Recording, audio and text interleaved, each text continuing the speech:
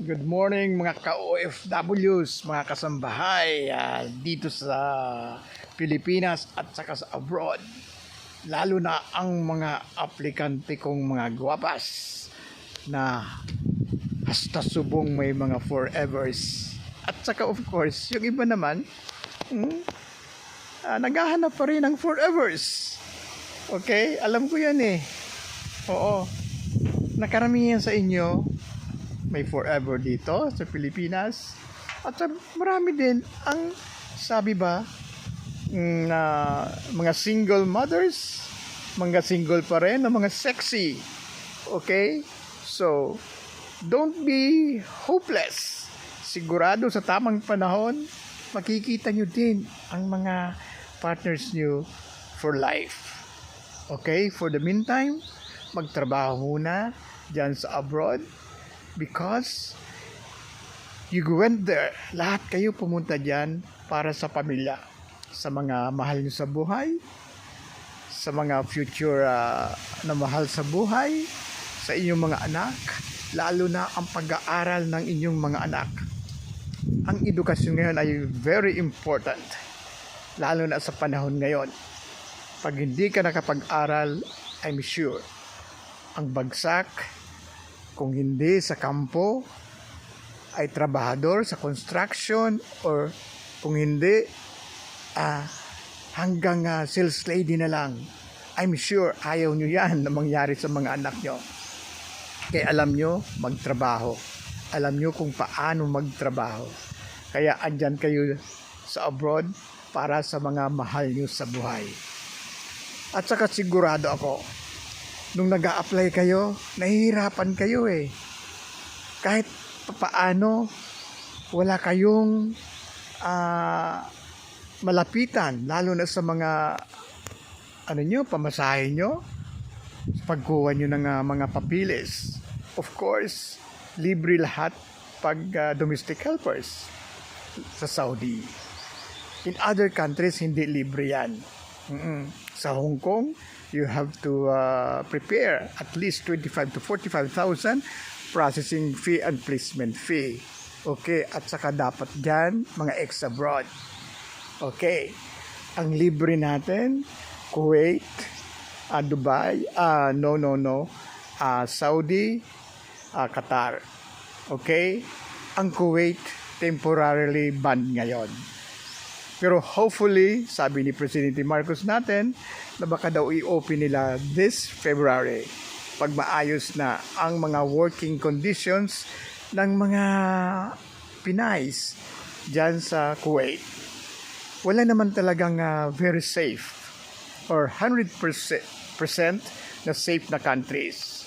Oo, depende yan sa pag-uusap ng gobyerno natin at saka depende sa mga opisyalis natin sa PUEA, sa DOLE, sa DMW or Department of Migrant Workers, mga Philippine embassies natin sa Polo, oo, at saka ang mga staff dyan.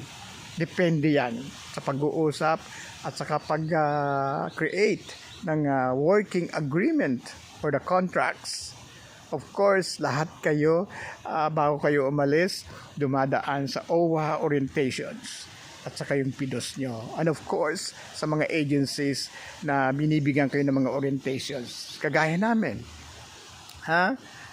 Basta sa pag-a-apply, kung mayroon man na kayong mga kaibigan na gusto mag-apply, dapat ready to face the consequences, to face the hardships working abroad, lalo na kasambahay. Okay? Kaysa totoo lang, kung maraming oportunidad dito sa Pilipinas na okay ang sweldo, hindi kayo lalabas dyan. Hindi kayo pupunta dyan. Pero may mga pupunta pa rin kahit mga college grad. Marami akong college graduate ng mga aplikante na pasalamat naman ako. They were successful sa pagpunta dyan. Marami na akong aplikante na nakapag-asawa ng mga expats, ng mga foreigners na they are working well.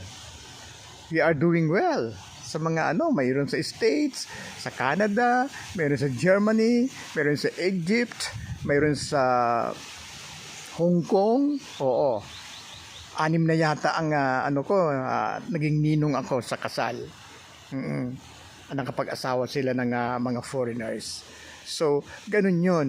Sabi nga nila, kahit sila, may college graduate na Lasal sa UNOR, oo, sa LCC, oo, mga education grad na hindi, sabi ba, walang item dito para magturo. So, nag-try sila. Oo, as kasambahay. Pero sabi nila, Sir Jeff, stepping stone lang to. Kay iba ang mga pangarap namin sa buhay. Oh yes, sasabihin ko sa iyo, totoo lang, mga ilan-ilan na rin ang mga aplikante ko na andun sa Canada. May isa ako andun sa Spain. May isa ako andun sa UK. Kinuha ng amo niya, dinala doon kasi doon na nakatira na ngayon. Oo. So sabi nga, ang pag-abroad coupled with prayers, maging close ka lang sa Diyos natin, sigurado gagabayan kayo. Pero kung may mga agenda kayo na hindi maganda going abroad, I'm sure ang Ginoo natin nag-o-observe yan. Kaya ang pag-a-apply dapat coupled with courage,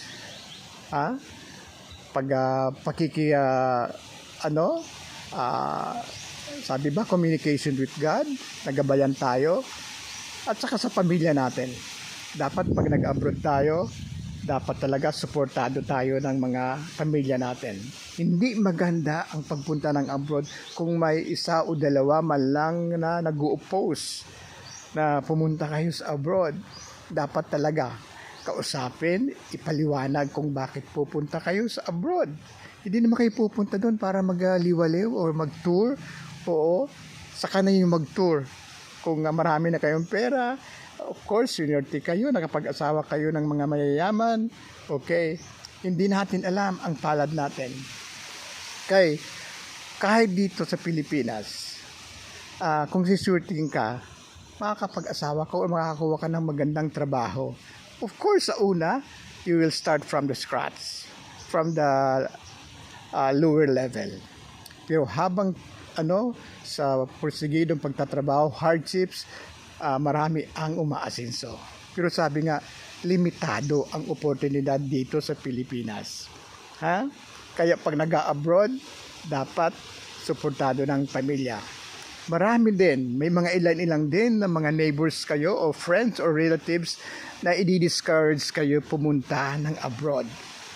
Huwag kayong ma-discourage dyan kasi karamihan dyan naiinggit lang. Kasi wala na silang panahon o wala na silang time or ayaw talaga nila, ayaw ng mga pamilya nila mag-abroad. So kahit gustong-gusto nila mag-abroad, hindi sila makapag-abroad. Kaya minsan naiinggit sa inyo, i-discourage ka. Oo. Maraming ganyan, maraming akong alam dyan. Inaantay lang kayo, pag nag-abroad kayo, inaantay lang kayo na sigurado uuwi naman yun pagkatapos ng mga ilang buwan. Hindi kaya noon, oo. Hindi sanay sa trabaho yun hindi kaya noon, oo. So inaantay ang failures nyo. Huwag nyo bigyan sila ng pagkakataon, pagtawanan kayo. Nasabi, failures anong natabo, anong nangyari, wala. Kasi nga, hindi talaga sila kabalo, hindi sila marunong magtrabaho. Mayroon tayong mga friends niya, mayroon tayong mga relatives na ganyan, Don't be discouraged. Huwag nyo silang pakinggan. Kaya sila sabi nga, ang mga negative thinkers, huwag nyo silang payagan na maging failure kayo pag abroad. Patunayan nyo, prove them na kaya nyo, na you will be successful in going abroad. Kasi marami dyan may mga kilala ako na nagtatanong, Sir Jeff, kumusta na yung kaibigan ko na nag-apply? Kumusta na siya? Sabi ko, they're doing well. Okay naman mga employers nila, mga amo nila. Of course, may mga problema. Parehas din dito sa Pilipinas na may problema. Pero naayos yan. Proper communications lang sa amin at saka sa agencies. Okay? nagtatanong, akala ko umuwi siya kasi may problema daw. Sabi ko nung una, siyempre, bago pa lang, homesickness, adjustment with employers, adjustment sa pagtulog, adjustment sa pagkain, lahat. 90% adjustment or 100% adjustment. Okay, ganun man talaga. Pero pag nasanay na sila sa trabaho, nasanay sila sa pakikitungo sa mga employers sila, lalo na ang mga madam, nasanay na sila sa pagkain, sa pagtulog, maganda na ang takbo. Ganun oo. So, ano yun kasi may mga ganyan talaga na negatibo ang dating pag-abroad. Pero sabi nga, mayroon mang ganyan na pinapauna lang kayo. Ang mga kaibigan nila, pinapauna lang pumunta ng abroad.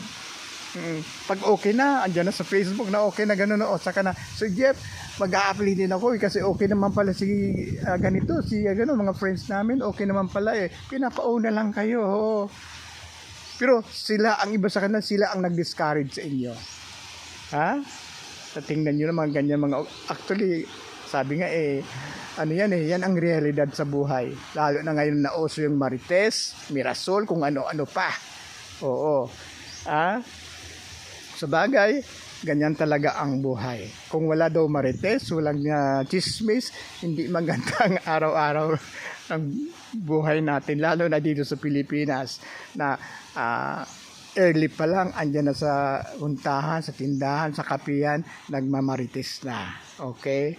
Yun, ang buhay, ang Katniel daw, wala na. Last month pa, naghiwalay na si Daniel, Padilla, at saka si Catherine Bernardo. Si Maelsa Ocampo daw, at si Elijah Canlas, hiwalay din. Si Edo Manzano, at saka si, Cherry Pie Picachi, hiwalay din. Yun ang, inaano na, kumusta na pala si ganun, okay na ba sila ganun, maski mga buhay-buhay ng mga kaibigan nila, o mga ganun na, pinag-uusapan. Pero, ganyan talaga ang buhay. Basta, lang tayo, na gabayan tayo ng Panginoon natin, sa mga araw-araw natin na ginagawa, ang pamilya natin, gabayan dito sa Pilipinas, lalo mga anak natin na nag-aaral. Kaya sabi ko nga, hindi kayo pupunta dyan kung hindi talaga sa mga anak ninyo. Mga kaapuhan namin. Ganun ba? So, yun. Lalo na ngayon sa pag-aaral, kailangan ng gadgets. Kailangan ng araw-araw. Of course, libre ang edukasyon. Libre ang edukasyon. Pero, ang pinakamahirap dito, ang araw-araw na gastusin, ang araw-araw na baon, ang mga uniforms nila, ang mga projects nila, hindi libre yan. Hindi libre yan. Kaya, yun ang importante. Andyan kayo with proper guidance. Mayroon man sila mga gadgets, palagi, mag-video call, or sa messenger, ganun, mag-usap-usap palagi ang mga pamilya. Ganyan lang, Kaya, sabi nga, lumilipas ang araw, lumilipas ang panahon, ang mga weeks, months, na hindi nyo alam, 2 years na pala kayo, tapos na ang kontrata nyo. So, kung nagkataon na nagustuhan nyo ang mga employers nyo, i-request nila na mag-extend kayo, walang problema yan. Kung gusto nyo rin mag-extend, at saka nagustuhan mo na rin ang pakikitungo sa iyo, mga ugali nila, kahit minsan-minsan may mga katok. Pero sabi ba, sino ba naman ang walang katok? Lahat tayo may katok. Kaya lang sabi nga, kanya-kanyang level ng pagkakatok. Okay? So, kung ina-request sa inyo na mag-extend kayo, walang problema. Sabi nga, lambingan nyo lang. Okay, sir, madam, okay, I will extend my contract because I like your family also. But, lambingan nyo. Pwede, can you increase my salary? At saka kung pwede, makauwi muna ako. After 2 months, I will come back. So, ganun lang sa usapan na aayos ang mga kunting-kunting problema, at saka yung kung may mga gustong mga gandang pangyayari sa pagtatrabaho nyo dyan, naayos. Okay? Pero kung may ano kayo na gustong ipaabot din sa akin, anytime. Anytime. Andito ako para aksyonan ang mga konting problema nyo kung may mga problema. Okay? Anytime. Wag lang yung sabi nga na every day, morning and afternoon, magchat-chat kayo sa akin. Kumusta na sir? Kumusta na ganun? Hindi, walang instant solution. Okay, sa mga ano. Okay, magkikwentuhan tayo about your situation there. Oo, at saka kung may mga problema sa pamilya dito, o nakakapagbigay ako ng kahit konting mga advices. Oo, ganon. Pero sabi nga, kung may mga inaayos tayo ng mga sitwasyon na hindi natin na yung bang maayos kaagad, hindi naaayosan sa isang araw o sa dalawang araw. May proseso din yan. Okay? So, for the meantime, dito na muna tayo. Sigurado, palagi na tayong may mga ako, magipag-chat ako sa inyo or ako ng mga videos about sa OFW at saka sa mga nangyayari dito sa Pilipinas. Oo, sa susunod, kung anong nangyayari dito about sa government natin, yung mga tulong, yung mga actions nila sa mga problema ng mga OFWs. Okay? So, for sa ngayon, bye-bye muna mga beautiful ladies. Pagpaganda kayo, ha? Pagpaganda kayo, may pera kayo, magpaganda kayo. Okay? Mas we will be very happy and sabi nga talagang kami satisfied kung pag-uwi nyo dito puro kayo mapuputi at magaganda. I'm sure naman kasi pumuputi naman talaga kayo dyan, ha? Para naman kung may forever kayo dito sa Pilipinas, of course, pag-uwi nyo, ano ba ang mangyayari? Honeymoon na naman, ha? Wag lang magbuntis. Kaya kung may mga bala kayo bumalik, ha? Okay lang. Sabi nga, was tudo. After 2 years, siyempre sabik na sabik. Ganyan man talaga. Okay? So, bye-bye for now. Love you.